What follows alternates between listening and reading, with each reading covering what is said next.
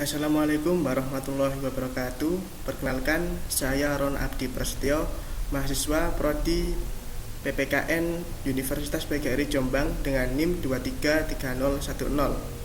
Di sini saya akan menjelaskan media pembelajaran saya, yaitu Parlay IDs dalam membuat kesepakatan bersama dengan mata kuliah media pembelajaran yang diampu oleh Bapak Najmuddin Mayaba MPD. Alasan saya memilih media ini adalah karena media ini mendorong peserta didik untuk berdiskusi secara aktif, baik secara langsung atau live roundtable dan secara daring atau written and table. Media ini menyediakan platform interaktif yang memungkinkan peserta didik untuk mengemukakan pendapat, menanggapi argumen temannya, dan menyediakan data diskusi secara real time.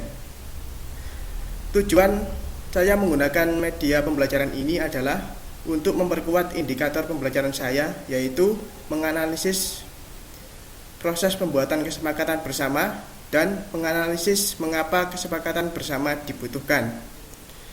Capaian pembelajaran dalam media ini yaitu peserta didik mampu mengenal hak dan kewajiban warga negara yang diatur dalam Undang-Undang Dasar Negara Republik Indonesia tahun 1945.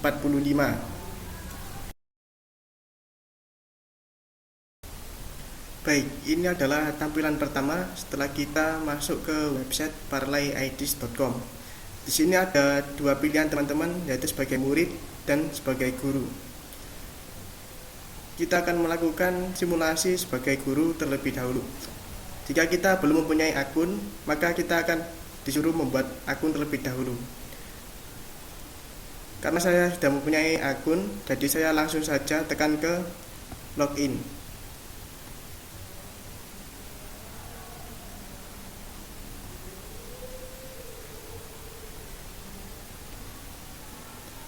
Nah, setelah kita login di sini, di bagian ini kita bisa memberikan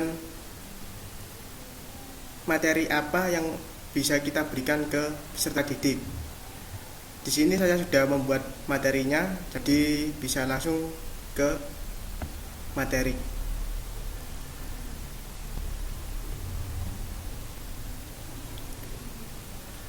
Materi yang kita berikan bisa kita letakkan di bagian prompt ini, teman-teman.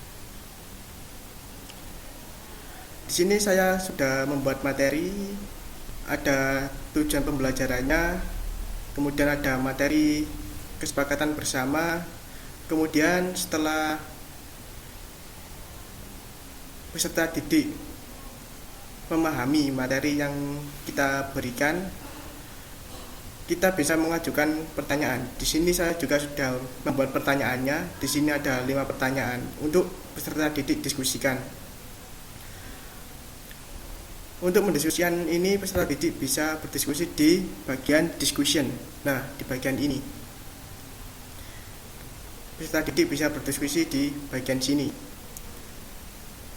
Kemudian di bagian ini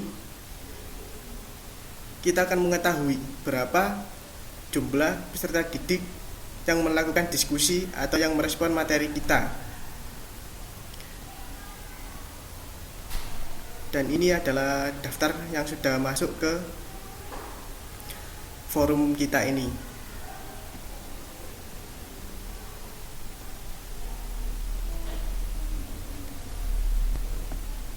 Setelah peserta didik selesai untuk berdiskusi, kita bisa memberikan umpan balik. Di sini saya sudah membuat umpan baliknya. Nanti peserta didik memberikan umpan balik kepada kita sebagai guru maupun kepada temannya, maupun kita sendiri juga bisa untuk memberikan umpan balik kepada peserta didik. Nah, di Parlay IDs ini menyediakan fitur anonimitas.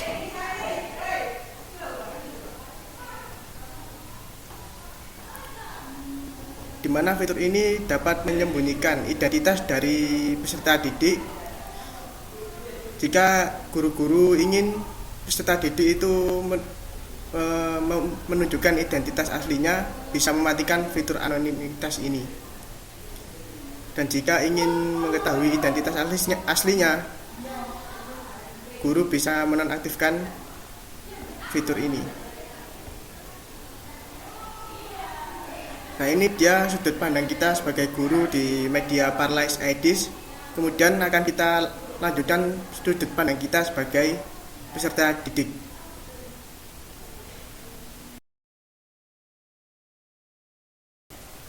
Baik, setelah kita melakukan simulasi sebagai guru, di sini kita akan melakukan simulasi sebagai peserta didik. Nah, untuk menjadi peserta didik, kita tekan yang sebelah kiri ini, teman-teman. Nah, setelah itu kita masukkan kode yang telah diberikan oleh guru kepada kita. Jadi di sini sudah ada kodenya. Jika sudah memasukkan kodenya, kita bisa langsung klik.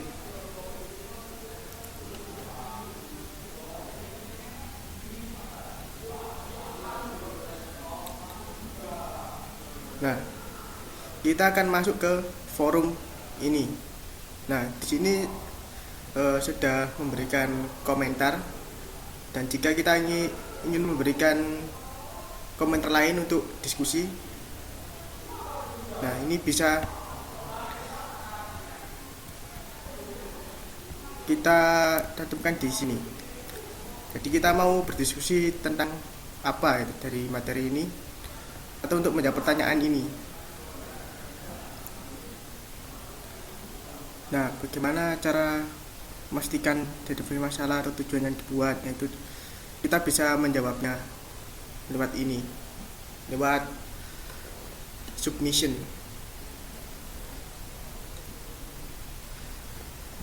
Umpama kita bisa menjawabnya dengan yang bagian langkah-langkah membuat kesepakatan bersama, itu dengan 1,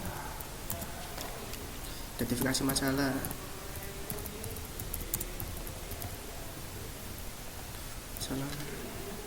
Selanjut dengan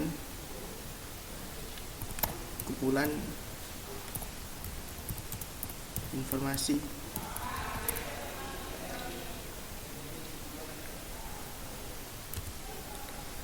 Kemudian diskusi.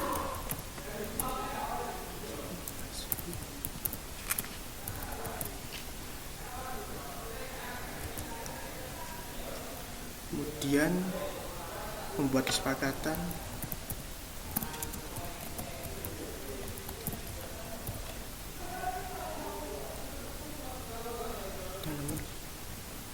Dan terakhir implementasi.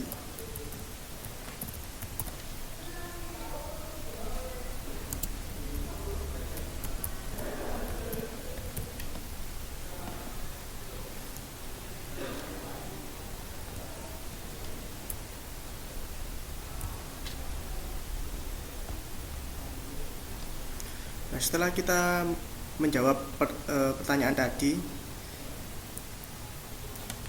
kita bisa kembangkan lagi untuk berdiskusi dengan teman-teman kita.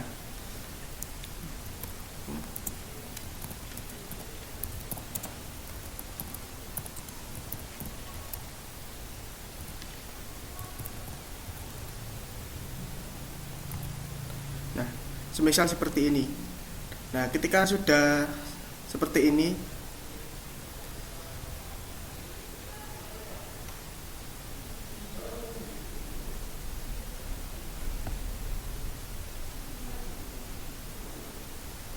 bisa kita langsung ke update ini, update response. Nah, sudah muncul di sini.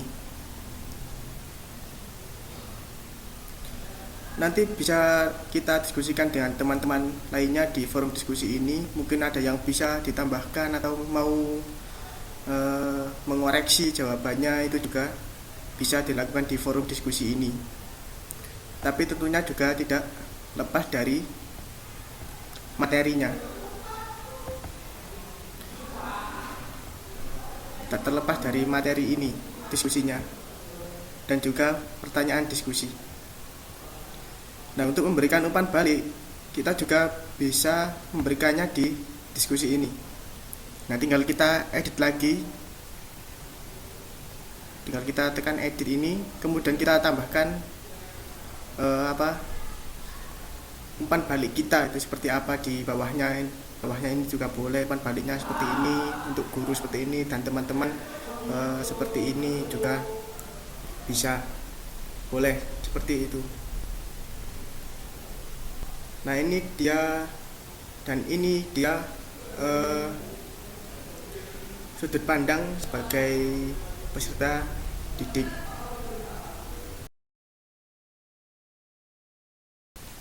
Oke, baik.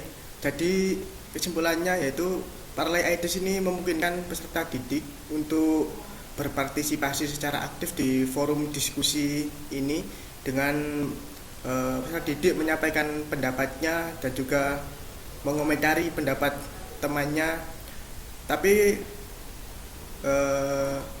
media Parlay IDES ini memiliki kekurangan, yaitu masih berbahasa Inggris.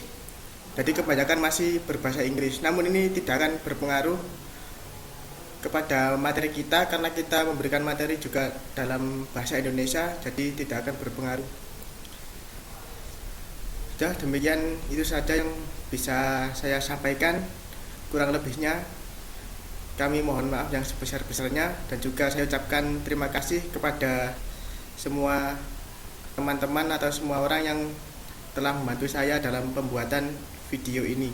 Terima kasih. Wassalamualaikum warahmatullahi wabarakatuh.